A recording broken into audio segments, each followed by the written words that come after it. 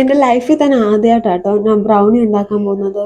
ഉണ്ടാക്കുന്നത് മാത്രമല്ല, കഴിക്കാൻ പോകുന്നത് ആദ്യമായിട്ടാണ്. അതുകൊണ്ട് ഇതിൻ്റെ ടേസ്റ്റിനെ പറ്റി വല്ല ഐഡിയ കാര്യം അങ്ങനെയൊന്നും ഇല്ല.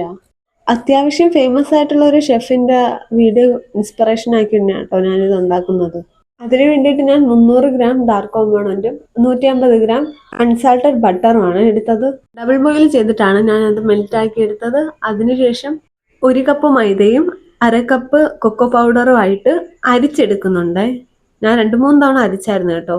ചെറിയ അരിപ്പായ കാരണം സെപ്പറേറ്റ് ആയിട്ടാണ് അരിച്ചത്. എന്നിട്ട് ഇതിനു വേണ്ടി ഞാൻ 4 മുട്ടയാണ് എടുത്തിട്ടുള്ളത്. എന്നിട്ട് 1/4 കപ്പ് പഞ്ചസാരയും.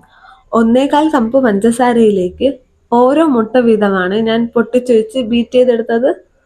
ആദ്യം ഒരു മുട്ട ഒഴിക്കും, എന്നിട്ട് നന്നായിട്ട് മിക്സ് ചെയ്യും. എന്നിട്ട് രണ്ടാമതൊരു മുട്ട ഒഴിക്കും, എന്നിട്ട് നന്നായിട്ട് മിക്സ് ചെയ്യും. അങ്ങനെ 4 മുട്ട മിക്സ് ചെയ്തെടുത്ത് കേട്ടോ. ആ സമയം കൊണ്ട് നമ്മൾ ആദ്യം ചെയ്ത് വെച്ചില്ലേ ഡാർക്ക് ചോക്ലേറ്റും ബട്ടറും ആയിട്ടുള്ള മിക്സ്, അത് തണുത്ത് കിട്ടിയിട്ടുണ്ടായിരുന്നു കേട്ടോ.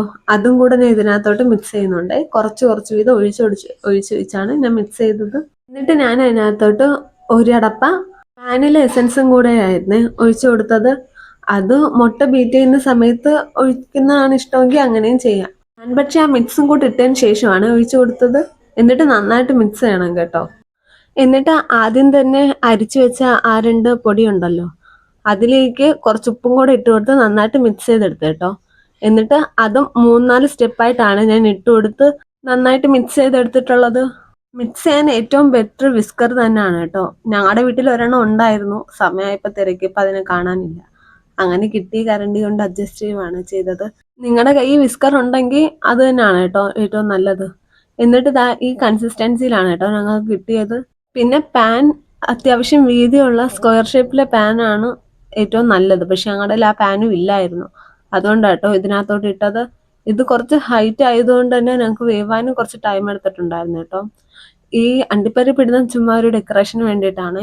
നിങ്ങൾക്ക് വേണമെങ്കിൽ ആ അണ്ടിപ്പരിപ്പ് പൊടിച്ചിട്ടേ 3/4 കപ്പോ 1/2 കപ്പോ വല്ലം ആ മിക്സിനകത്തോട്ട് ചേർത്ത് അങ്ങനെയും ബേക്ക് ചെയ്തെടുക്കാം കേട്ടോ. ഞാൻ അതിൻ്റെ പുറത്ത് മാത്രമേ ഇട്ട് കൊടുത്തിട്ടുള്ളൂ. ഇത് ഞാൻ ആദ്യം ഒന്ന് തുറന്ന് നോക്കിയതാണ് വെന്തോന്നറിയാൻ. നോക്കിയപ്പോൾ വെന്തിട്ടില്ലായിരുന്നു. അതുകൊണ്ട് ഞാൻ തിരിച്ചു വെച്ച് വീണ്ടും ബേക്ക് ചെയ്തെടുക്കുവാണ് ചെയ്തിട്ടുള്ളത്. ഇതിൻ്റെ ഫൈനൽ ലുക്ക് ഞാൻ ലാസ്റ്റ് കാണിക്കുന്നുണ്ട് കേട്ടോ. ഇതാണ്.